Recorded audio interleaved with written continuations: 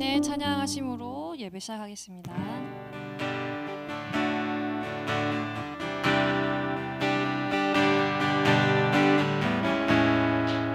오, 깜짝이야.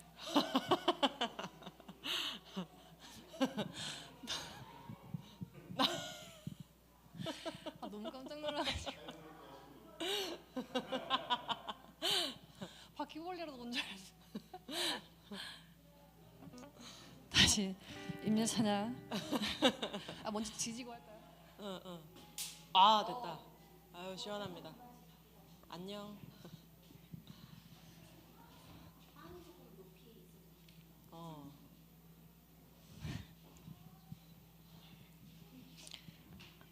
네, 임재 찬양하심으로 예배 시작하겠습니다.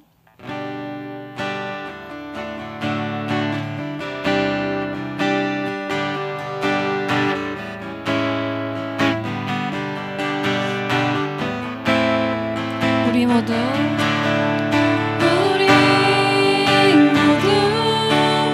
예배하는 자 되어 온전히 영과 진리로 주를 예배하자.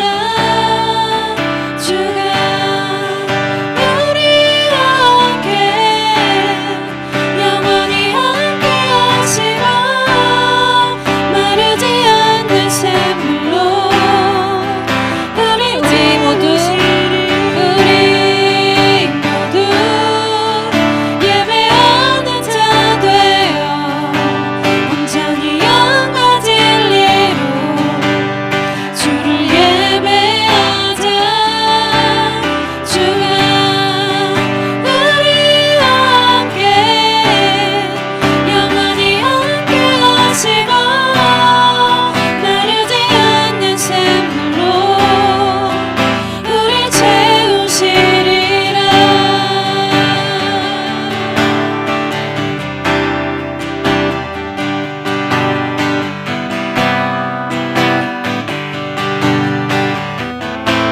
우리 모두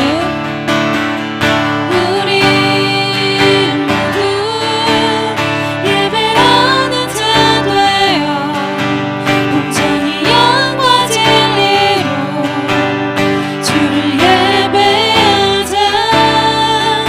주가 우리와 함께 영원히 함께 하시고 마르지 않는 샘물로 우리 모두 예배하는 자 되어 온전히 영과 진리로 주를 예배하자. 주가 우리와 함께 영원히 함께 하시고 마르지 않는 샘물로 우리 모두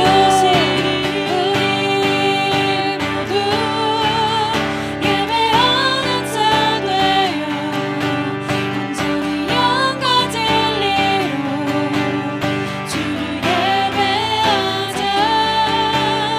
주가 우리와 함께 영원히 함께 하시고 마르지 않는 샘물로 우리 채우시리라. 네, 우리가 함께 주님을 예배하는 자로서 이 시간 나아가시면 좋겠습니다. 주께서 우리를 이 자리로 불러주셨다라고 믿습니다. 그렇게 함께 주의 얼굴을 바라보시면서 함께 찬양하십시다. 이곳에서 모든 나와 주 경배하는 인도하신 부르심 따라 인도하신 부르심 따라 우리의 힘과 계획을 내려놓고 주님만 바라보네. 생명 주신 주님 함께 허물과 죄 고백함으로 주님의 얼굴 진심으로 구할 때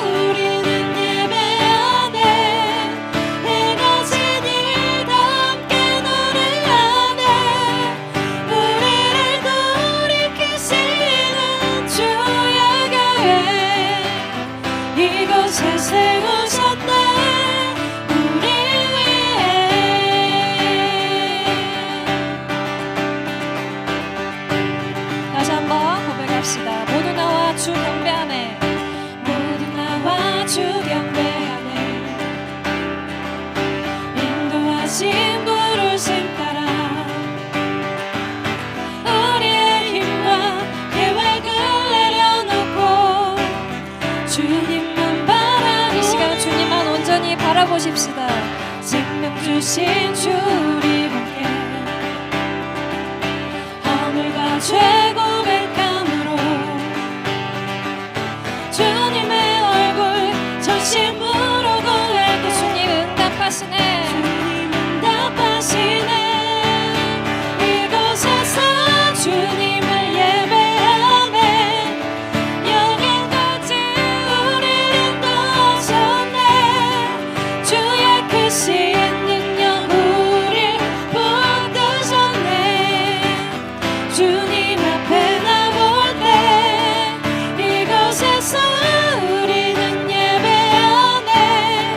행하신 일 함께 노래하네. 우리를 돌이키시는 주의 교회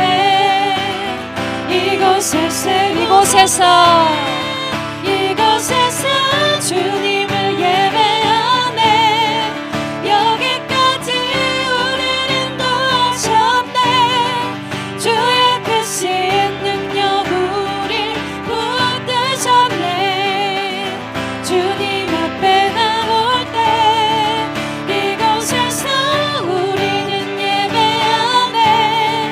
행하신 일도 함께 노래하네. 우리를 돌이키시는 주의 교회 다시 한번 믿음으로 이곳에서 주님을 예배. 여기까지 주님이 우리를 인도하여 주셨습니다. 주의 크신 능력 우리 아멘. 주님께서 우리를 붙들어 주셨습니다. 주님 앞에 나올 때 이곳에서 우리는 예배하네. 행하신 일도 함께 노래하네. 우리를 돌이키시는 주의 교회 이곳에서 우리를 돌이키시는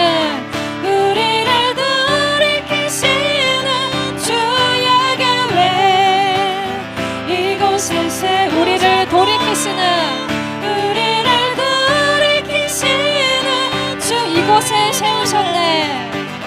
이곳에 세우셨네.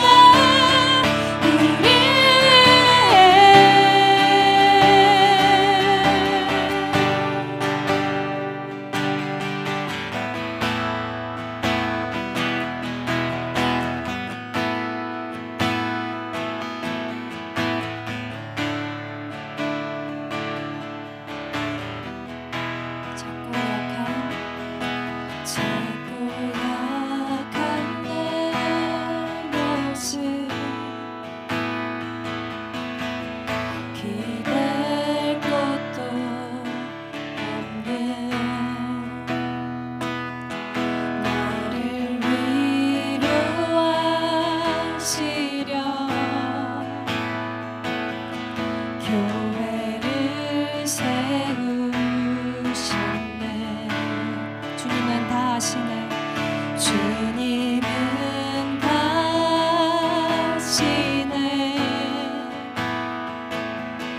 내가 넘어질 것도 그런 나를 위하여 교회로 세우셨네. 우리 모여 사랑할 때 우리 모여 사랑할 주님 위로하시네. 주님 위로하시네.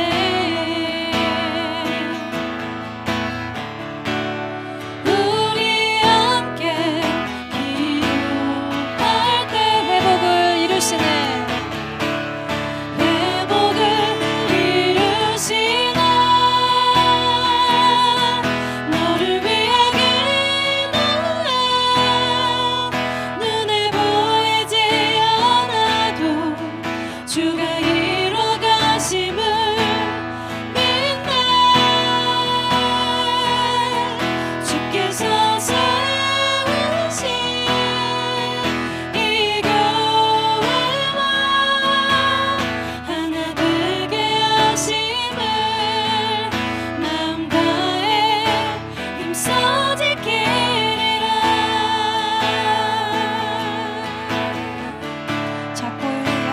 모습 작고 약한 내 모습 기댈 곳도 없는 그런 나를 위로하시려 오셨습니다.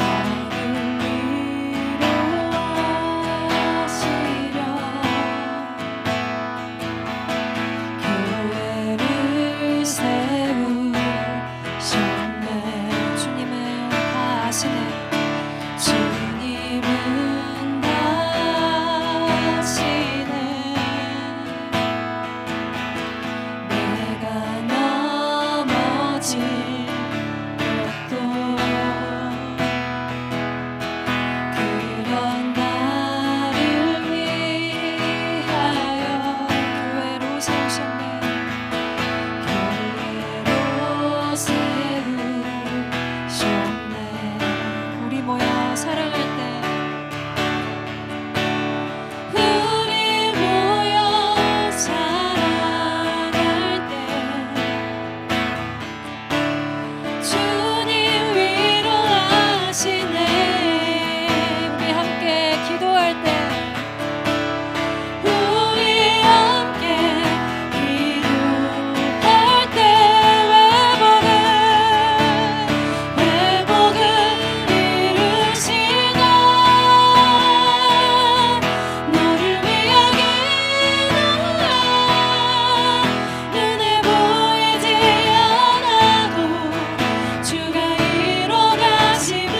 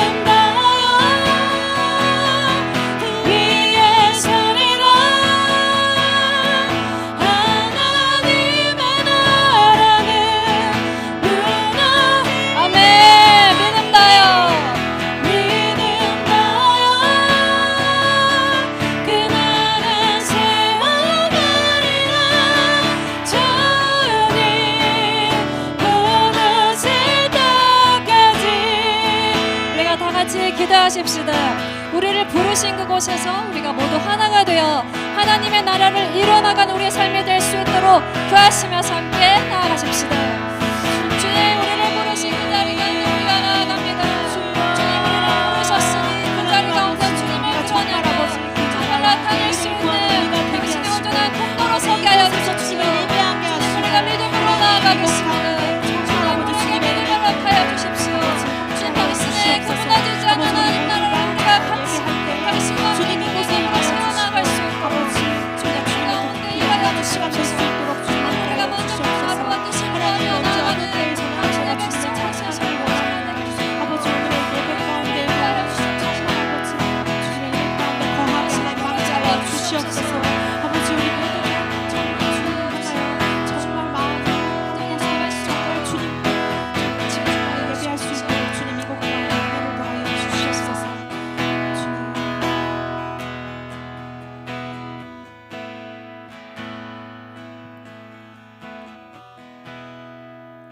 하나님, 새날을 허락하여 주시고 하나님의 백성들이 이 자리에 나와 하나님께 예배드릴 수 있도록 인도하여 주셔서 감사합니다. 이제 교회가 무엇인지 에베소서를 통해 마무리하려고 합니다. 우리 이 시간 하나님의 말씀을 끝까지 듣고 그 은혜 가운데 젖어들게 하여 주시옵소서. 내 생각을 내려놓고 오직 주님만 바라보기를 원합니다. 주님의 은혜를 부어 내려 주시옵소서. 감사합니다. 예수님의 이름으로 기도합니다. 아멘. 사도신경으로 우리의 신앙을 고백하겠습니다. 나는 전능하신 아버지 하나님 천지의 창조주를 믿습니다. 나는 그의 유일하신 아들 우리 주 예수 그리스도를 믿습니다. 그는 성령으로 잉태되어 동정녀 마리아에게서 나시고 본디오 빌라도에게 고난을 받아 십자가에 못 박혀 죽으시고 장사된 지 사흘 만에 죽은 자 가운데서 다시 살아나셨으며 하늘에 오르시어 전능하신 아버지 하나님 우편에 앉아 계시다가 거기로부터 살아있는 자와 죽은 자를 심판하러 오십니다. 나는 성령을 믿으며 거룩한 공교회와 성도의 교제와 죄를 용서받는 것과 몸의 부활과 영생을 믿습니다. 아멘. 네, 오늘 보실 하나님의 말씀은 에베소서 6장 21절에서 28절까지 말씀입니다. 저게 있었군요. 네, 함께 읽겠습니다. 원인 지저스. 평안에 매는 줄로 성령이 하나 되게 하신 것을 힘써 지키라. 아멘. 4절입니다. 함께 한 목소리로 읽겠습니다. 새 번역입니다. 시작. 사랑하는 형제이며 주님 안에서 진실한 일꾼인 두기고가 내가 지내는 형편과 내가 하고 있는 일과 그 밖의 모든 것을 여러분에게 알릴 것입니다. 우리의 사정을 알리고 또 여러분의 마음을 위로하게 하려고 나는 그를 여러분에게 보냅니다. 아버지 하나님과 주 예수 그리스도께서 성도들에게 평화를 내려주시고 믿음과 더불어 사랑을 베풀어 주시기를 빕니다. 우리 주 예수 그리스도를 변함없이 사랑하는 모든 사람에게 은혜가 있기를 빕니다. 아멘. 오늘 마지막은 안전한 공동체입니다.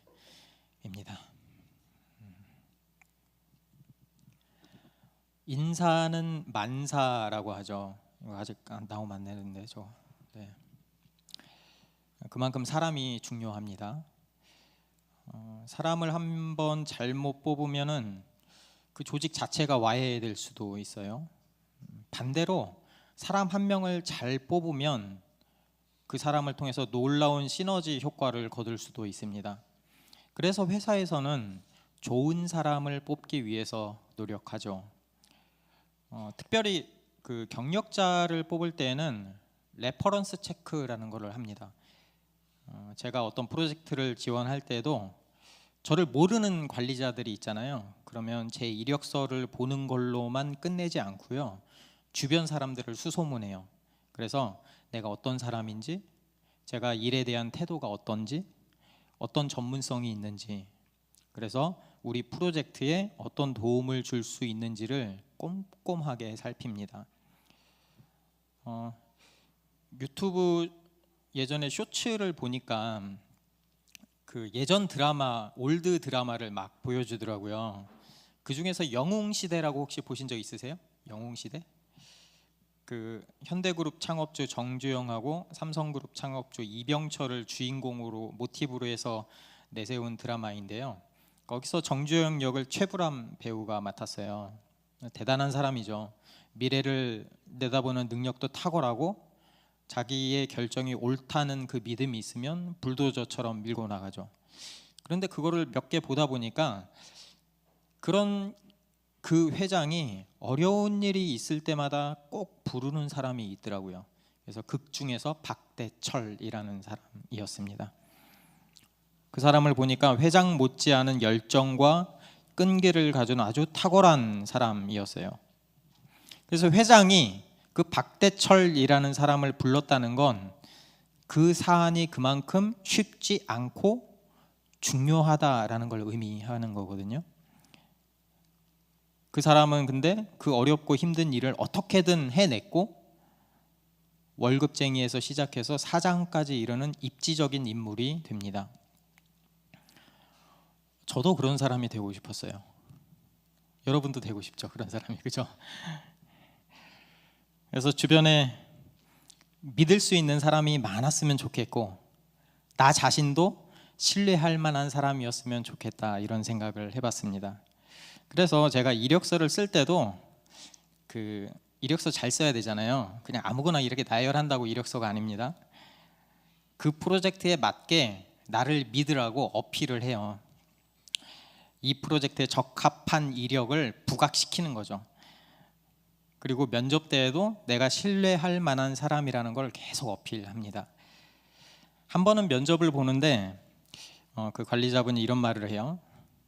이 프로젝트 엄청 힘들어요. 난이도도 높아요. 실력 없으면 바로 아웃입니다. 그러니까 못하겠으면 지금 이야기해요. 서로 피곤하잖아요, 중간에 나가면. 제가 뭐라고 얘기했을까요? 저 잘합니다. 저 잘할 수 있습니다. 제가 할 수 있습니다. 제가 적임자인 것 같네요. 그렇게 프로젝트가 시작됐어요. 얼마나 힘든지. 집에 들어갈 수가 없는 거예요. 스트레스가 계속 쌓여갑니다. 매번 임원 보고가 올라가고 거기에 맞는 결과를 주어야 하니까 저뿐만이 아니고 모두가 스트레스가 여기까지 차 있는 거예요. 제가 정말 당장 그만두고 싶은 마음이 굴뚝 같았어요. 하지만 그럴 수 없죠, 그렇죠? 제가 여기서 못하겠습니다 하고 그만둔다면 지금까지 제가 힘들게 쌓아왔던 그 신뢰가 무너질 수 있거든요. 그래서 이를 악물고 버텼어요. 여러분도 그러시죠, 그렇죠? 넘겨주세요. 신뢰의 기술이라는 이 책을 보면 이렇게 이야기를 해요. 우리의 삶의 그 어떤 것도 신뢰 없이는 이루어지지 않는다. 관계는 특히 더 그렇다. 신뢰는 모든 것을 움직이는 원동력이다. 그러면서 이 신뢰를 느낌이나 감에 의존하면 안 된다고 말합니다. 우리는 보통 어떤 사람이 믿을만한지 믿을만하지 않는지 금방 알 수 있다는 착각을 하는 경우가 있습니다. 그래서 이 책의 내용대로 보면 뭐 지인 중에 중고차를 파는 사람이 믿을만하다라고 해서 그냥 알아보지도 않고 그냥 그 사람한테 덥석덥석 살 수도 있고, 내가 보기에는 딴 사람이 보기에는 이 남자친구가 이 여자친구가 허영심도 많고 현실 감각도 없는 것 같은데 정작 그 사람은 그가 자신감에 차 있다고 생각할 수도 있어요. 이거 콩깍지가 씌우면 그러잖아요. 그래서 우리가 진지하게 만나볼지 고민 중인 그 이성, 직원으로 채용할지 고려 중인 인재, 아니면 새로운 이웃, 교회에서 새롭게 들어오는 사람들, 그러면 어떤 느낌을 받죠, 그렇죠? 사람을 처음 얼굴을 보면 느낌을 받죠. 저 사람하고는 뭔가 통할 것 같아. 뭐 몇 개의 태도나 손짓이나 말투나 이런 걸 보면 정확히 뭔지는 모르겠지만 저 남자는 왠지 꺼림직해. 이런 게 있죠. 그리고 우리는 대개 이런 느낌에 따라서 행동한다고 합니다. 근데 그 행동의 결과가 대수롭지 않을 수도 있어요. 그냥 이렇게 넘어갈 수도 있죠. 반면에 인생을 바꿔놓을 수도 있죠. 그렇죠? 평생을 함께할 반려자를 찾는 일을 느낌이 좋아서 한다면 힘듭니다. 내 전 재산을 투자하는 일에 감이 좋다고 이 사람은 내가 믿을만 하다는 그 느낌만으로 투자한다면 힘들어요. 직장을 선택하는 것도 마찬가지죠. 그런데도 우리는 느낌에 따라서 상대방을 믿곤 합니다. 그래서 주변 사람들을 믿었다가 호되게 당하고 후회하는 사람들도 많이 있죠. 분명히 중간중간에 보면 그 알람 등이 켜졌을 거예요. 이때 주의해야 된다. 그런데 내가 콩깍지가 씌우니까 난 이 사람은 믿을만해 라고 생각을 하니까 그것을 보고도 무시하거나 아니면 보지 못했을 수도 있죠. 된통 당하고 나서 이렇게 자책하곤 해요. 내가 이런 일을 당하다니. 이런 일을 당할 줄은 꿈에도 몰랐어. 어떻게 나한테 그럴 수 있지? 그런데 여러분 잘 생각해 보면 그 사람이 배신한 걸 수도 있지만 때로는 상대방이 실제로 우리를 배신한 게 아닐 수도 있어요. 배신한 게 아니고 능력이 없었던 거죠. 그 신뢰를 맞춰줄 만한 능력이 없었던 거죠. 그런데 뭐 이렇든 저렇든 우리가 거기에 상관없이 상처를 받습니다. 그건 똑같아요. 상처를 받는 건. 바울은 감옥에서 에베소에 보내는 편지를 마무리합니다. 그리고 두기고라는 사람에게 그 편지를 들려서 보내요. 두기고가 누군지 좀 살펴보면 성경에 여러 군데서 나와요. 두기고는 아시아 출신이고요. 여기 아시아 말고 거기 아시아. 그리고 그 중에서 특별히 에베소 출신이었습니다. 그리고 바울이 로마의 감옥에 갇혀서 힘든 시기를 겪고 있을 때 두기고는 아시아에서 바울을 돕기 위해서 오는 거죠. 그리고 바울이 한번 석방된 후에도 계속 바울을 도왔고요. 그리고 바울이 두 번째 투옥되었을 때, 그리고 바울이 죽기 직전에 바울은 두기고를 에베소로 보냅니다. 바울에 대한 두기고의 평가는 21절에 명확하게 나와 있습니다. 21절입니다. 한 목소리로 읽겠습니다. 사랑하는 형제이며 주님 안에서 진실한 일꾼인 두기고가 내가 지내는 형편과 내가 하고 있는 일과 그 밖의 모든 것을 여러분에게 알릴 것입니다. 바울은 두기고를 사랑하는 형제, 주 안에서 진실한 일꾼이라고 부릅니다. 이 말은 바울이 할 수 있는, 사람에게 할 수 있는 최고의 칭찬이에요. 그래서 두기고가 그 바울의 편지를 들고 에베소에 가서 로마에서 바울이 처한 상황 상세하게 알려줄 거예요. 바울의 그 항소심이 어떻게 되어가고 있는지, 그 진척 상황이 어떻게 되는지, 지금 바울의 건강 상태는 어떤지, 그리고 교회에 관련된 이런 문제들은 어떻게 되어가고 있는지, 이 로마의 중심지에서 복음이 어떻게 전해지고 있는지 등등등등등. 에베소 성도들이 관심이 엄청 많았을 거예요. 왜냐하면 3년 동안 사역했거든요. 바울이 헌신적으로. 한번 22절 볼까요? 22절 함께 읽어보겠습니다. 우리의 사정을 알리고 또 여러분의 마음을 위로하게 하려고 나는 그를 여러분에게 보냅니다. 그러니까 바울이 두기고를 보내는데 자기의 사정을 알리려고 하는 보내는 목적이 있는데, 진짜 중요한 목적은 그 뒤에 있어요. 에베소 교회 성도들의 마음을 위로하는 데 있다. 그러니까 자기의 사정을 알리는 거죠. 바울은 3년 동안 밤낮 쉬지 않고 겸손과 눈물로 에베소에서 사역했죠. 어쩌면 에베소 성도들에게 처음 믿기 시작했잖아요. 에베소 성도들에게 바울은 아버지 같은 존재였어요. 그런 부모 같은 기댈 만한 거목이 환난을 당하고 있다는 그 말을 듣고 에베소 성도들이 얼마나 염려했을까요? 얼마나 낙담했을까요? 바울도 그 사실을 알고 있었어요.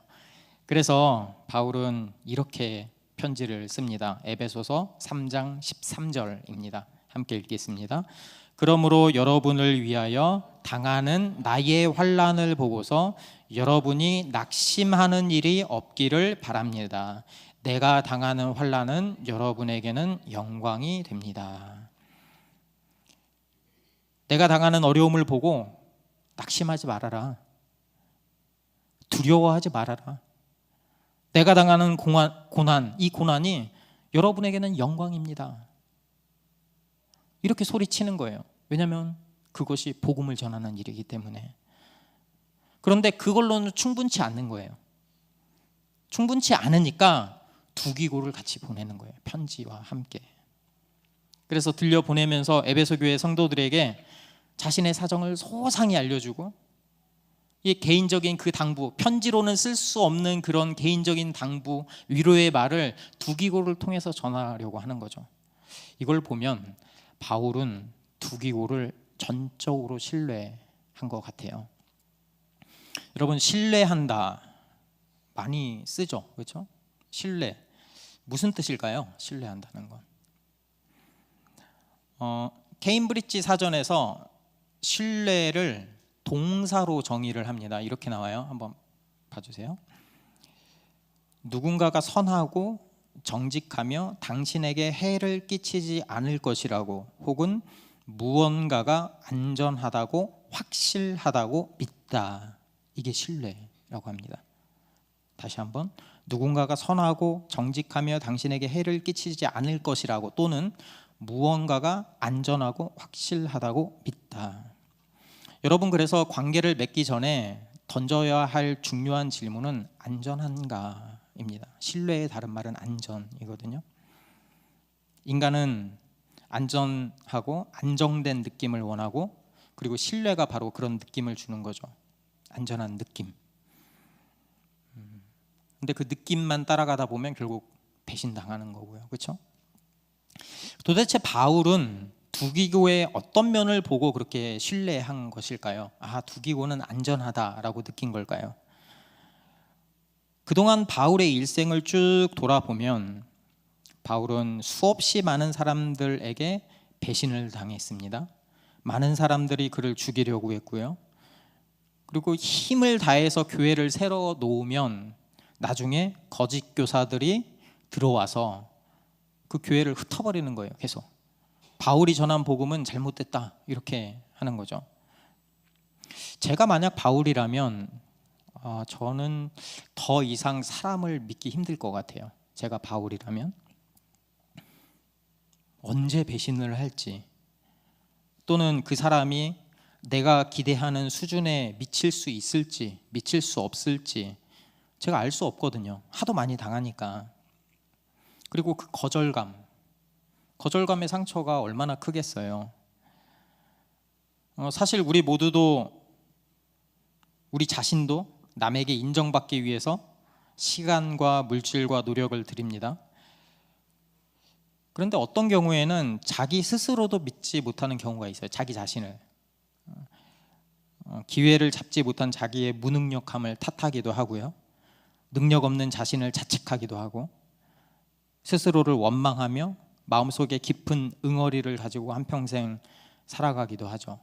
그게 바로 거절감이죠. 거절감을 마더 테레사가 이렇게 말했습니다.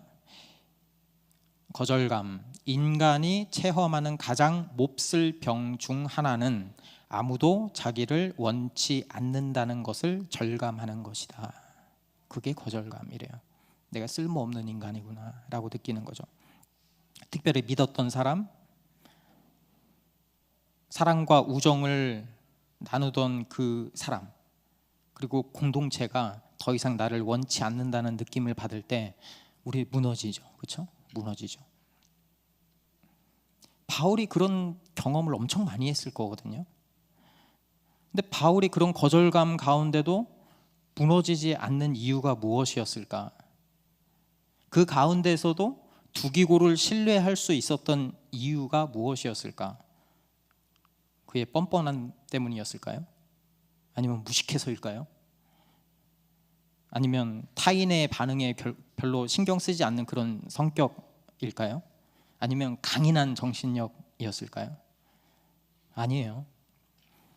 23절에 나옵니다. 바울이 어떻게 해서 두기고를 믿는지 23절입니다. 함께 읽겠습니다. 아버지 하나님과 주 예수 그리스도께서 성도들에게 평화를 내려주시고 믿음과 더불어 사랑을 베풀어 주시기를 빕니다. 바울의 신뢰의 근거는 사람이 아니고 바로 아버지 하나님과 주 예수 그리스도였어요. 그러니까 그 신뢰의 근거는 예수 그리스도께서 허락해 주신 평화입니다. 이 평화에 대해서 에베소서 2장 14절에서 17절까지 아주 상세하게 설명을 합니다. 제가 읽겠습니다. 그리스도는 우리의 평화이십니다. 그리스도께서는 유대 사람과 이방 사람이 양쪽으로 갈라져 있는 것을 하나로 만드신 분이십니다. 그분은 유대 사람과 이방 사람을 가르는 담을 자기 몸으로 허무셔서 원수된 것을 없애시고 여러 가지 조문으로 된 계명의 율법을 폐하셨습니다.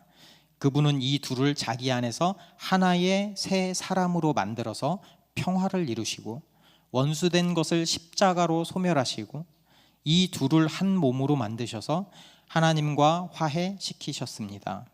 그분은 오셔서 멀리 떨어져 있는 여러분에게 평화를 전하셨으며 가까이 있는 사람들에게도 평화를 전하셨습니다. 아멘. 이거 안 넘겨주셨네요?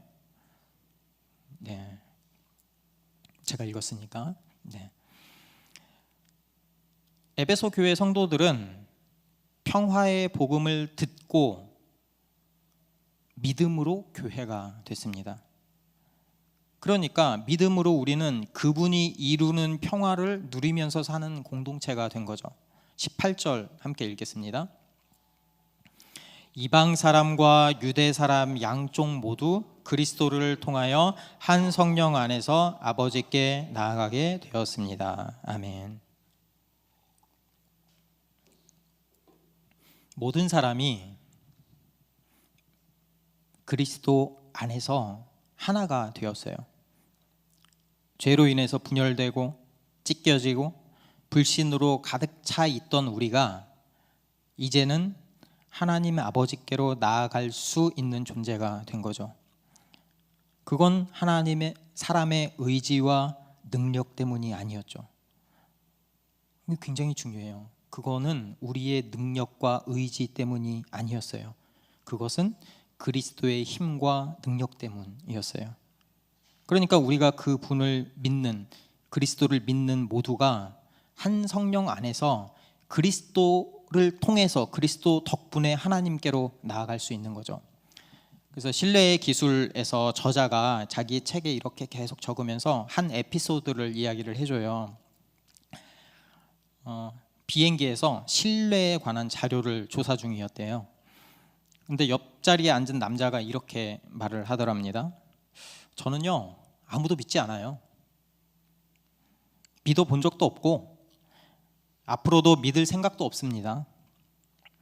인간이라는 존재가 그 믿을 만한 존재가 못 되거든요. 많이 들어봤죠? 그렇죠? 그렇게 말하는 사람 많죠? 저자가 이렇게 이야기해요. 정말요? 절대 아무도 믿지 않는다고요? 아, 네. 믿지 않아요. 아, 사람 믿었다간 큰일 나요. 사람은 항상 배신을 하기 마련이거든요. 죄송한 말이지만 선생님은 잘못 알고 있는 것 같아요. 선생님은 지금 다른 사람들을 절대적으로 믿고 있거든요. 선생님은 이 비행기 조종석에 앉아있는 조종사를 믿고 있네요. 그러니까 비행기에 탔네요. 비행기가 폭발할 것 같으면 어떻게 탔겠어요? 그 조종사가 누군지 한 번도 본 적도 없으면서 말이죠. 선생님은 이 비행기에 연료를 넣은 사람이 이생한 액체가 아닌 순수한 제트 연료를 믿었다고도 믿고 있네요. 방금 기내식으로 나온 샌드위치를 드셨죠? 고기에 대장균이 없다고 믿지 않았다면 먹지 않았겠죠. 여러분, 이 이야기를 통해서 어떤 게 느껴지세요? 우리는 무엇인가를 신뢰하며 살아가는 존재예요. 그러니까 나는 사람을 믿지 않아, 나는 하나님을 믿지 않아 라고 하는 사람들을 돌이켜보면, 하나님을 믿지 않는 사람들은 하나님 대신 다른 무언가를 믿고 있다는 뜻입니다. 그게 세상이 주는 가치관이죠, 그렇죠? 내가 행복하면 돼. 그 행복함을 추구하는 거죠. 그리고 그게 옳다고 신뢰하는 거죠, 느낌으로. 하지만 그 굳은 신뢰는 금방 깨져버립니다. 세상이 그렇게 호락호락하지 않아요. 나를 행복하게 두지 않거든요. 오래 가지도 않아요, 달성했다고. 그럼 그거에서 상처를 받죠, 그렇죠? 상처를 받으면 인간이 신뢰 없이는 살 수 없는 존재이기 때문에 또 다른 신뢰할 만한 것을 찾아갑니다. 여러분, 웃기지 않으세요? 저것도 웃기고 이것도 웃기고. 그러니까 믿지 못하는 그 불신이, 하나님을 믿지 못하는 불신이든 어쨌든 믿지 못하는 불신이 정반대의 다른 것들을 붙잡도록 만들어요. 그러니까 우리가 우리의 삶이 영적 전쟁이라고 하는 이유가 바로 우리가 무엇인가를 신뢰하면서 살아갈 수밖에 없는 존재이기 때문입니다. 그리스도인은요? 그리스도인은 다르죠. 우리가 살펴봤잖아요. 하나님께서 우리에게 오셨죠. 그분이 우리와 함께 하시기에 우리는 그분을 신뢰하면서 삶을 살아갈 수가 있습니다. 23절 다시 한번 읽어보겠습니다. 함께 읽겠습니다. 아버지 하나님과 주 예수 그리스도께서 성도들에게 평화를 내려주시고 믿음과 더불어 사랑을 베풀어 주시기를 빕니다. 하나님이 우리에게 평화를 주셨기 때문에 그 하나님을 믿음으로, 그 하나님을 신뢰함으로 우리가 그리스도인이 되어서 신뢰를 가지고 살아간다면, 또 하나, 우리가 믿음이라고 하는 것은 하나님께서 그리스도 안에서 그 사랑을 베푸셨음을 믿고 그것을 받아들이는 것에서 그 믿음이 시작되잖아요. 그래서 믿음을 가진 사람은 하나님의 사랑을 깨달은 사람이죠. 다른 말로 하면 믿음이 깊어질수록 하나님에 대한 사랑도 깊어지는 거죠. 그리고 그 깊어진 사랑은 필연적으로 교회 공동체를 향하게 됩니다. 왜냐하면 우리는 그리스도 안에서 서로 뗄래야 뗄 수 없는 한 몸이 되었기 때문이죠. 그게 하나님의 사랑이죠. 건강한 사람은 모든 조직체가 협력을 합니다. 심장은 쉬지 않고 펌프질을 해서 피를 온몸으로 운반하고요. 손과 발은 움직이고 짚고, 입은 말하고 음식을 씹고, 눈은 보고, 코로 숨을 쉬고, 폐에서 이산화탄소와 산소를 교환하고, 이 모든 장기들이 움직이는데 서로 유기적으로 서로에 대한 신뢰 관계 안에서 움직이는 거죠. 그래서 교회를 몸이라고 표현하는 거예요. 그리스도 안에서 하나 된 교회, 우리의 구원자 되시는 그리스도를 믿는 만큼 그 믿음이 옆에 있는 지체를 사랑하고 품어줄 수 있는 공동체가 되어 가는 것입니다. 그게 바로 영적 전쟁을 이겨나가는 그리스도로 하나 된 교회입니다. 바울이 어떻게 해서 두기고를 믿을 수 있었을까? 바울은 두기고와 함께 하시는 예수 그리스도를 보고 그를 신뢰했습니다. 그리스도 안에서 하나 된 공동체라는 그 믿음이 있었기에 신뢰할 수 있었죠. 그러니까 에베소 성도들이 정말 믿어야 하는 건 바울이 아니라 그리스도예요. 여러분들도 믿어야 하는 건 제가 아니고 그리스도입니다. 바울이 믿는 대상도 두기고와 함께 하시는 예수 그리스도였습니다. 두기고도 바울의 편지를 들고 에베소 성도들을 만나며 하나님이 하시는 일을 전했을 거예요. 바울을 통해서 하시는 하나님의 일을. 바울이 감옥에 갇혀 있으면서 어떻게 복음을 전하고 있는지, 세상의 중심인 로마 한가운데서 복음이 어떻게 전폐되어 가는지 두기고를 통해서 생생하게 듣게 될 것입니다. 이 말을 들으면서 에베소 성도들이 얼마나 마음의 위로가 되겠어요. 주님이 주시는 그 평화를 생각하면서 얼마나 도전이 되겠어요. 그게 바로 주님이 주시는 평화, 믿음과 더불어 사랑을 베풀어 주는 거죠. 넘겨주세요. 지난주 수요일 인천 지역에 폭우가 쏟아졌습니다. 급하게 아내한테 연락이 왔어요. 교회가 물바다가 됐다고요. 교회로 달려가 보니 난리가 아니었습니다. 여기저기서 막 물이 뿜어져 나오고 있는 거예요. 도대체 왜 그러지? 방수 공사를 분명히 했는데. 그래서 옥상으로 올라갔어요. 옥상으로 올라가니까 옥상이 저기 보이시죠? 수영장이에요. 가득 차 있는 거예요. 배수로가 막혀가지고 한강이 되어버린 거죠. 그래서 막힌 두 곳의 배수로가 있거든요. 막힌 두 곳의 배수로를 뚫으니까 물이 콸콸콸 쏟아지면서 나가기 시작했습니다. 소나무 잎이 있는 그 구멍 틈을 막았거든요. 그러니까 비가 오면 저희 아버지가 계속 말씀하셨어요. 낙엽 치워라, 솔잎 치워라. 저기 민원 넣어서 저기 경계 넘어온 거 쳐주라고 해라. 안 했어요. 네. 방수했으니까 뭐 잘 될 줄 알았죠. 그리고 여기 그 공사할 때 원래는 교회가 오래돼서 옆면도 다 방수를 해야 된대요. 근데 너무 비싸더라고요. 그래서 설마 여기 옆에 건물이 있잖아요.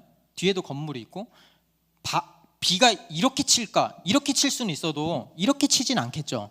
그렇게 생각했는데 웬걸 이렇게 새더라고요. 모든 게 제 불찰입니다. 그렇게 교회에 헐레벌떡 도착했을 때 이미 성도님들이 열심히 물 청소를 하고 계시더라고요. 그 모습을 보는데 이분들이 이 교회를 내 교회라고 여기는구나 라고 느껴지는 거예요. 마음이 뭉클한 거예요. 그래서 걸레로 물 들어오는 것을 막고 다시 닦고 물을 다시 짜내고 하면서 시간이 많이 흘렀습니다. 시간이 지나고 어느 정도 수습이 돼요. 성도님들이 나 놔두고 기도하러 가시는 거예요. 난 계속 막고 있는데. 그래서 저랑 아내는 그래 그분들은 기도하셔야지, 우리는 물을 막고 있자 이러고 본당에 남아서 계속 흐르는 물을 열심히 닦았습니다. 한참 그러고 있는데 그 수요일이었거든요. 수요일 큐티 본문이 갑자기 생각나는 거예요. 그 요아스 왕에 대한 이야기였거든요. 요아스 왕은 하나님이 보시기에 정직하게 행한 왕이잖아요. 근데 왕이 된 지 23년이 지났는데도 이방신들을 섬기는 그 산당을 철폐하지 않고 있었거든요. 그러니까 하나님도 섬기면서 전통이라는 이름, 그 이름으로 이방신도 섬기는 그 혼합된 신앙을 요아스가 왕이 된 지 23년이 지났는데도 유지하고 있었던 거죠. 이거는 현실적인 상황을 보고 그 상황에 기반해서 움직이지 않은 거죠. 어쩔 수 없어. 더 냉정하게 이야기하면 하나님을 향한 뜨거운 마음이 없었던 거죠. 성도님들은 기도하고 있는데 담임 목사인 나는 물을 닦고 있어요. 이런 한심한 놈 같으니라고 저한테 그렇게 얘기를 했어요. 그리고 아내한테 이야기했어요. 기도하러 가자. 그래서 그렇게 뜨겁게 기도하면서 제가 성도님들한테 고백했어요. 제가 하나님을 온전히 믿지 못했습니다. 저의 약함을 그 공동체에 고백했어요. 이런 이야기를 했어요. 제가 전능하신 하나님을 매번 고백하는데 왜 현실에서는 그 하나님이 보이지 않는 것처럼 행동할까요? 그런 약하고 믿음 없는 저를 위해서 기도해 주세요. 그렇게 성도님들과 함께 기도하면서 제가 다시 한번 느꼈어요. 그리스도께서 여러 명의 두기고를 우리 교회에 보내주셨구나. 우리 교회가 안전한 공동체구나. 주님께서 서로 보듬고 사랑하고 그 약한 모습까지 섬길 수 있는 공동체를 우리에게 허락해 주셨구나. 그래서 이 가운데서 천국의 기쁨을 느낄 수 있는 공동체를 허락하셨구나.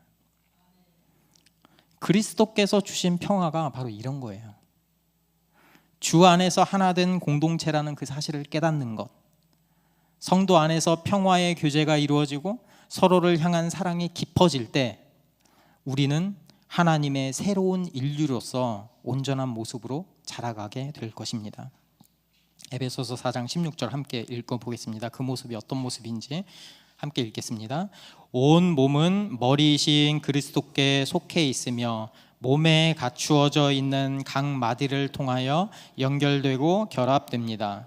각 지체가 그 맡은 분량대로 활동함을 따라 몸이 자라나며 사랑 안에서 몸이 건설됩니다. 아멘. 갓난아기는 배가 고프면 아무도 못 말려요. 그래서 있는 힘껏 울죠. 지금 당장 먹을 것을 갖다 줘 라고 우는 거죠. 그러면 엄마가 바로 젖을 주죠. 그런 패턴이 계속 지속되면서 자연스러운 신뢰 리듬이 형성됩니다. 이 신뢰, 이게 완벽한 신뢰의 한 사례라고 하거든요. 신뢰는 아기가 할 수 있는 가장 자연스럽고도 본능적인 거죠. 아기는 엄마가 먹을 것을 주고 자신을 안고서 위로해 줄 거라고 믿죠. 그래서 아기는 힘든 상황에서도 엄마가 배고픔과 외로움의 고통에서 자신을 구해주는 경험을 꾸준히 합니다. 그러면서 본능적으로 엄마를 향한 그 신뢰가 점점 더 커지는 거죠. 그리고 신뢰가 충족되면 더 큰 신뢰가 쌓이고 더 큰 신뢰가 쌓이는 거죠. 우리 그리스도의 모습이 이런 신뢰가 쌓여야 합니다. 세상의 신뢰가 쌓이는 게 아니고 그리스도의 신뢰가 쌓여야 합니다. 그리스도가 우리의 신뢰의 근원이 되기를 바랍니다. 그리스도가 우리의 삶의 기준이 되기를 바랍니다. 그래서 주님을 바라보고 주님이 바라보고 계시는 그 이웃도 바라보길 원합니다. 그래서 주님이 원하시는 삶, 가슴 벅찬 섬김을 경험하기를 바랍니다. 세상의 어떤 곳에서 이런 교회 공동체가 있겠어요? 세상의 어느 곳에서 이렇게 안전한 공동체가 있겠어요? 이 모든 것이 하나님의 은혜입니다. 이렇게 우리가 예수 그리스도를 믿게 된 것도, 주 안에서 공동체로 살아갈 수 있는 것도, 서로를 온 마음 다해 섬길 수 있는 이유도 오직 하나님의 은혜입니다. 24절 함께 읽겠습니다. 우리 주 예수 그리스도를 변함없이 사랑하는 모든 사람에게 은혜가 있기를 빕니다. 그래서 바울은 편지의 마무리를 은혜로 마무리를 합니다. 평화와 은혜로 마무리를 하고요. 그러니까 하나님의 은혜가 이 복음의 비밀이 시작된 출발점이고 마침표죠. 그래서 바울은 편지의 마지막에도, 그리고 편지의 첫머리에도 이렇게 씁니다. 첫머리 한번 읽어볼까요? 넘겨주세요. 없어요? 제가 읽겠습니다. 에베소서 1장 1절에서 2절. 하나님의 뜻으로 그리스도 예수의 사도가 된 나 바울이 에베소에 사는 그리스도 예수를 믿는 성도들에게 이 편지를 씁니다. 우리 아버지 하나님과 주 예수 그리스도께서 내려주시는 은혜와 평화가 여러분에게 있기를 빕니다. 시작을 이렇게 하고 끝도 은혜가 있기를 빕니다 하고 마무리하는 거예요. 우리는 그리스도께서 이루신 그 평화를 선물 받은 공동체입니다. 그리스도로 다시 태어난 새로운 공동체입니다. 우리가 바로 그리스도 안에서 하나 된 공동체입니다. 주 안에서 우리는 안전합니다. 여러분, 그 사실을 잊지 마세요. 삶의 모든 순간에 아무리 힘들고 어렵더라도 세상에 눈을 돌리지 말고 그 순간에 하나님의 은혜를 구하세요. 그럴 때 우리가 교회로서 온전하게 그리스도인답게 자라가게 될 것입니다.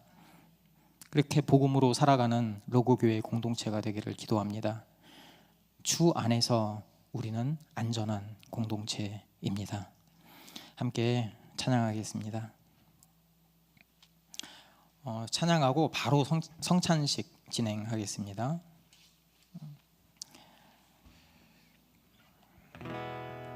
아이들 앞으로 다 나와 주세요. 아이들. 네. 아이들을 향한 기도도 같이 하겠습니다. 하나님의 자녀 주 사랑하네 우리가 할 때 주님 나를 사랑하신 것 같이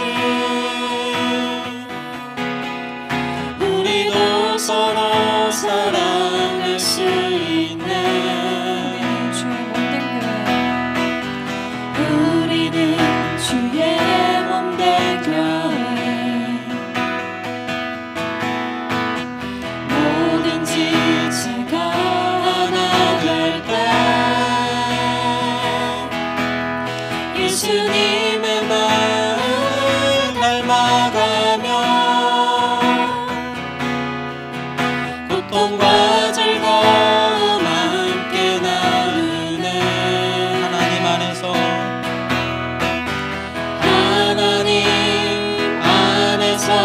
우리 서로의 여정 주가 더하신 성전이 되네. 자기 자녀는 자기 본인들 옆에 같이 앉아주세요. 부모님이 함께 기도해 주겠습니다. 자기 본인의 자녀를 위해서. 함께 지어져가네. 없는 친구는 선생님들하고 다른 분들이 같이 기도해 주세요. 앞에서. 안에서 우리 서로의 여정 주가 더하신 성전이 되네. 모퉁이 돌 대신 예수와 하나 되게 하신 성령 안에 함께 지어져가네. 우리 다 함께 기도하겠습니다. 우리가 바로 교회입니다. 우리가 바로 교회입니다. 은혜 가운데 살아가게 하여 주시옵소서. 우리가 바로 교회입니다. 그 사실을 기억하길 바랍니다. 함께 기도하겠습니다. 하나님 감사합니다. 우리가 교회입니다. 하나님이 주신 그 평화, 하나님의 은혜로 우리가 교회가 되었습니다. 우리는 주 안에서 안전한 공동체가 되었습니다. 얼마나 영광스러운 일인지 모르겠습니다. 그 하나님을 우리가 바라보기를 원합니다. 그 하나님을 향한 그 은혜에 넘치길 바랍니다. 하나님의 은혜를 경험하게 하여 주시옵소서. 하나님을 그 믿는 믿음이 사랑으로 드러나게 하여 주시옵소서. 하나님을 사랑하는 만큼 그 사랑이 이웃에게 전해지게 하여 주시옵소서. 예수님이 바라보시는 그 아픈 사람을 위해서, 그 안타까운 사람을 향하여서 우리의 사랑의 시선이 넘어가기를 원합니다. 하나님, 그리스도의 사랑이 우리에게 젖어들게 하여 주시옵소서. 우리가 교회입니다. 주 안에서 안전한 공동체입니다. 우리가 그리스도 안에서 하나가 되었습니다. 하나님, 붙들어 주시옵소서. 아버지 붙들어 주시옵소서. 아버지 은혜 베풀어 주시옵소서.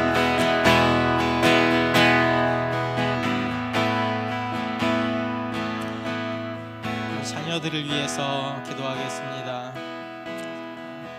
그리고 우리 자녀가 아니라도 우리 옆에 아이들에게 손을 얹어주고 함께하는 교회로서 기도해 주셨으면 좋겠습니다. 이 다음 세대에게 복음의 은혜가 넘치기를 원합니다. 우리 세대에게 하나된 공동체입니다. 이들도 하나된 공동체, 주 안에서 하나된 공동체. 특별히 부모가 우리의 자녀를 복음 가운데서 그 믿음과 사랑으로 키워낼 수 있는 그 힘을 허락하여 주시옵소서. 내 힘으로는 불가능합니다. 세상에서는 이것도 하라고 그러고 저것도 하라고 그러고 이거 하면 안 될 것 같고 저거 하면 안 될 것 같다 하고 소리치지만 정말 중요한 거는 그 자녀를 복음으로 키우는 것입니다. 그 사실을 우리가 깨닫게 하여 주시옵소서. 우리 다 함께 주여 한번 외치면서 기도하겠습니다. 주여, 우리 자녀들, 우리의 자녀들의 그 믿음 가운데 하나님이 함께하여 주시옵소서. 주여, 우리의 자녀들의 그 마음 가운데 하나님이 세워지게 하여 주시옵소서. 주님이 우리 자녀들과도 함께하여 주시옵소서. 우리의 자녀들 가운데 그리스도의 사랑이 넘치게 하여 주시고 그리스도의 평화가 심기어지게 하여 주시고 그 예수님을 올바로 알고 그 예수님을 향하여 올바른 믿음을 허락하여 주시옵소서. 그 예수님만이 우리의 인생의 주인 되시고 이 영적인 전쟁 가운데서 이겨나갈 힘을 허락하여 주십니다. 그 예수님을 바라보게 하여 주시옵소서. 예수님을 만나게 하여 주시옵소서. 우리의 자녀들이 또 다른 그리스도의 군사로서 우리와 함께 교회를 이루면서 공동체를 섬기면서 나아가기를 원합니다. 우리의 부모에게도 주여 넘어지지 않는 믿음 허락하여 주시옵소서. 세상의 어떤 것들에도 유혹되지 않도록 하여 주시고 오직 주님만 바라보면서 살아가게 하여 주시옵소서. 주님의 말씀으로 우리의 자녀를 양육하게 하여 주시옵소서. 하나님 감사합니다. 우리에게 이런 공동체를 허락하여 주셨으니 감사합니다. 하나님, 작년에서부터 노년에서부터 우리 어린아이까지 오직 주님만 바라보는 우리 교회가 되기를 원합니다. 우리 어린 자녀들 주여 세상의 유혹 가운데 넘어지지 않도록 하여 주시옵소서. 세상의 이기 가운데 넘어지지 않도록 하여 주시옵소서. 아직도 세상 가운데서는 너 열심히 일해야만 네가 너의 행복을 쟁취할 수 있어, 네가 아니면 네가 이 세상 가운데서 이 가족을 어떻게 구원할 거야 라고 주여 아직도 우리에게 그런 세상의 가치관을 믿어놓고 있습니다. 우리가 그 가운데서 주님만 바라보기를 원합니다. 주님이 주시는 그 지혜 안에서 살아가기를 원합니다. 주님이 주시는 그 지혜를 경험하기를 원합니다. 그럴 때 이 세상의 모든 것들이 주님이 이끄시는 대로 순리 가운데서 이루어질 것입니다. 주여, 주님이 주시는 가장 가치 있는 복을 경험하게 하여 주시옵소서. 세상의 것은 잠시 잠깐입니다. 그거 이루어서 뭐하게요? 그 다음에 이루어서 뭐하게요? 결국 우리는 흙으로 썩어 없어질 것입니다. 주여, 우리 가운데서 주님이 주시는 그 사명 감당하기를 원합니다. 가장 중요한 그 복음의 가치를 심겨주기를 원합니다. 우리가 교회입니다. 우리가 안전한 공동체입니다. 우리 자녀들에게 그 복음의 씨앗이 심겨지게 하여 주시옵소서. 우리 자녀들에게 그 예수 그리스도의 은혜가 넘치게 하여 주시옵소서. 세상의 염려가 아니고 그리스도의 그 은혜를 같이 나누면서 살아가는 공동체가 되게 하여 주시옵소서. 하나님, 이 자녀들을 하나님이 사랑하여 주십니다. 하나님이 사랑하여 주십니다. 이번 여름 성경학교 가운데서도 주여 오직 주님이 은혜 받게 하여 주시고 주님의 은혜가 넘치게 하여 주시옵소서. 아버지,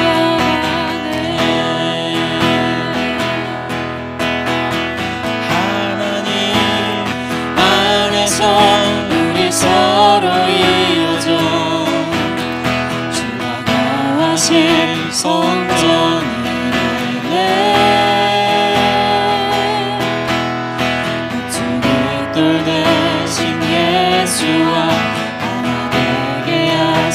성령 안에 함께 지어져 가네.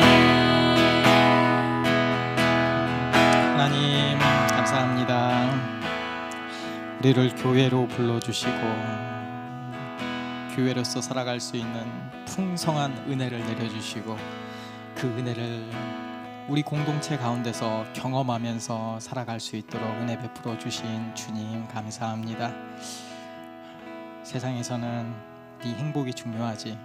그 행복은 돈이 갖다 줄 거고 명예가 갖다 줄 거고 다른 모든 것들이 너 갖다 줄 거야. 지금 너 여기서 이러고 있을 때가 아니야. 열심히 학원 다니고 열심히 교육하고 열심히 일하고 해야지. 하나님, 우리는 어쩌면 예수님을 믿는다고 하면서도 한쪽에는 하나님을 섬기고 한쪽에는 이방 상당을 그대로 두고 그렇게 혼합주의적으로 믿지는 않았는지 고백합니다. 하나님, 오직 주님만 섬기게 하여 주시옵소서. 주님이 내려주시는 그 복의 은혜 가운데 젖어들게 하여 주시옵소서. 주 안에서 우리는 안전한 공동체입니다. 오늘도 성찬식으로 주님이 주신 그 십자가의 피, 그 가운데서 구원하여 주신 그 은혜를 기억하면서 성찬식을 진행하려고 합니다. 성찬식을 진행할 때 하나님 더 큰 은혜를 내려 주시옵소서. 감사합니다. 예수님의 이름으로 기도합니다. 아멘. 자, 이거 목사님 앞으로 나와주세요. 나와주세요. 네. 모든 분들이 앞으로 여기 원래 이렇게 둥그렇게 하려고 그랬는데 요 앞으로 나와주세요. 예. 네. 네, 일어서 주세요. 네, 이 성찬식은 지금까지 에베소서를 했죠. 예수 그리스도를 주로 고백하고 믿는 성도들 모두가 함께 참여할 수 있습니다. 세례와 성찬은 말씀과 더불어서 눈에 보이는 하나님의 말씀이에요. 그래서 성찬식이 굉장히 중요합니다. 그래서 예수 그리스도의 피를 믿는 모든 성도들이 함께 참여할 수 있습니다. 그래서 이 안에서 같이 조금 좁더라도 아이들은 앉아 있고 이렇게 쭉 둘러서 이거 따라주세요. 다 따라주셨나요? 예, 다 따라주세요. 네네네. 다 따라주셨죠? 네네네. 네, 이것도 벗겨주시고.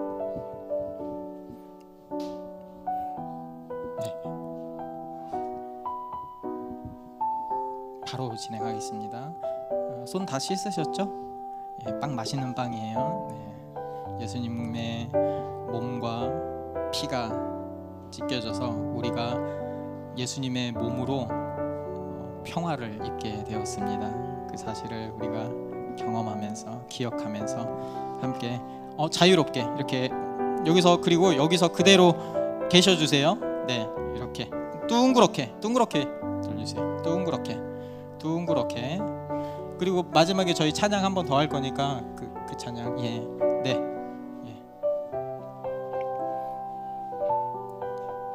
네, 그리고 여기 자리에 들어가지 마시고 여기서 자유롭게 지금 떡과 잔을 드시면 됩니다. 불편하시면 떼주세요. 네네네. 처음 해보니까 좀 어색하죠? 이렇게는 그렇죠? 네. 떼세요. 잔 하나씩 드시고 예수님의 피와 살입니다. 네, 짠은 하지 마세요. 네. 요 뒤쪽으로도 좀 오세요. 이 뒤쪽으로도. 네, 다 드시고 저도 하나 먹겠습니다.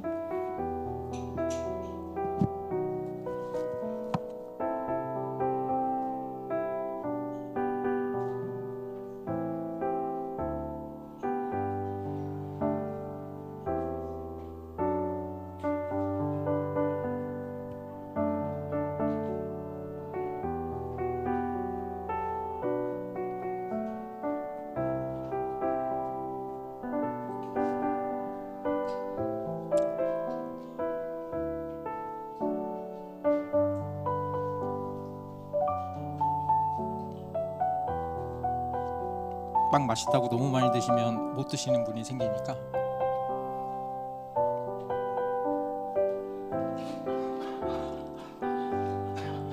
원래 성찬식이 어쩌면 장엄하면서도 어쩌면 굉장히 기쁜 날이에요. 성찬식을 한다는 것 자체가.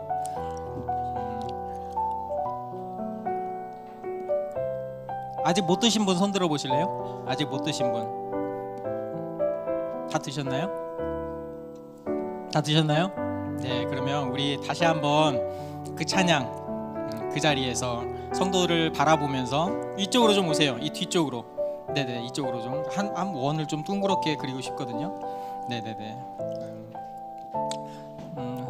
성도님들 한 분 한 분을 바라보면서 손을 이렇게 두 손을 내밀겠습니다. 네, 그래서 한 분 한 분씩 봐주세요. 그래서 우리 함께 이 찬양을 한번 하면서 마무리했으면 좋겠습니다. 우리는 하나님의 자녀. 우리는 하나님의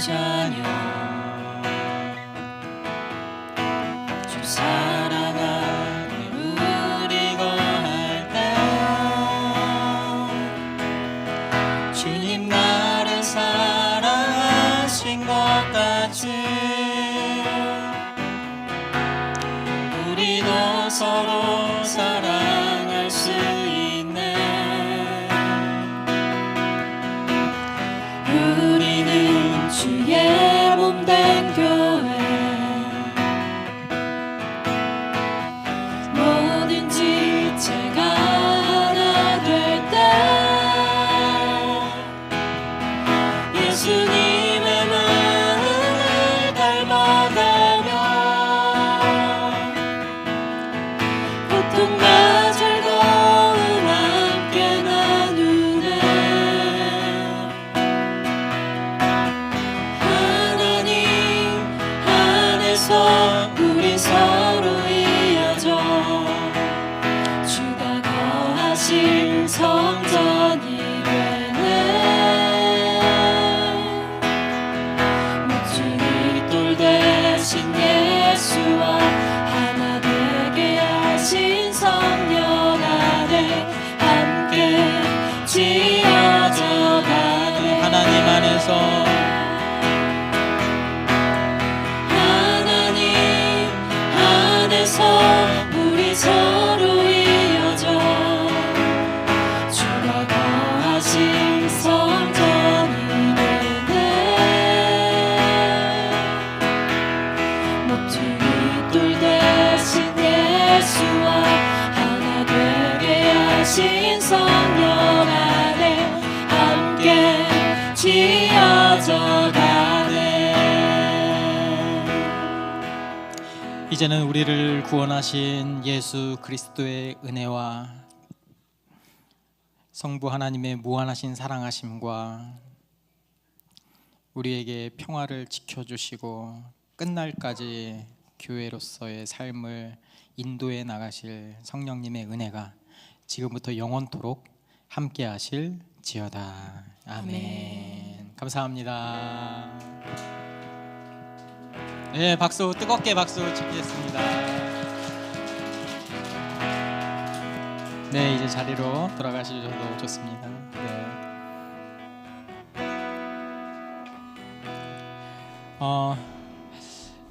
7월 28일 온세대 통합 예배를 드립니다. 25일에서부터 27일까지 연합 여름 성경학교가 열리고요. 28일에는 이어서 저희 교회 온세대 통합으로 예배를 드립니다. 그리고 8월부터 청년들 양육을 시작합니다. 그래서 신청을 해주세요. 방학이 되기 전에 청년들한테 먼저 배려를 해드리려고 합니다. 그래서 신청을 해주시면 청년들 개인적으로, 단체가 아닙니다. 개인적으로 각각 3주씩 이렇게 진행을 합니다. 저한테 이야기를 해주셔도 좋고, 네. 그리고 여름 성경학교 회비도 저 똑같은 계좌입니다. 교회에서는 이미 그 공동 계좌로 이미 다 보냈습니다. 19명, 20명, 총 20명 다 갔고요. 그래서 저희 교회 계좌로 입금해 주시면 되고, 혹시 후원을 원하시는 분은 헌금함에 이렇게 기입을 해 주셔도 좋고, 아니면 저 계좌로 입금해 주셔도 바로 그쪽으로 바로 갑니다. 네. 맛있는 식사하시면서 또 교제 나눴으면 좋겠습니다.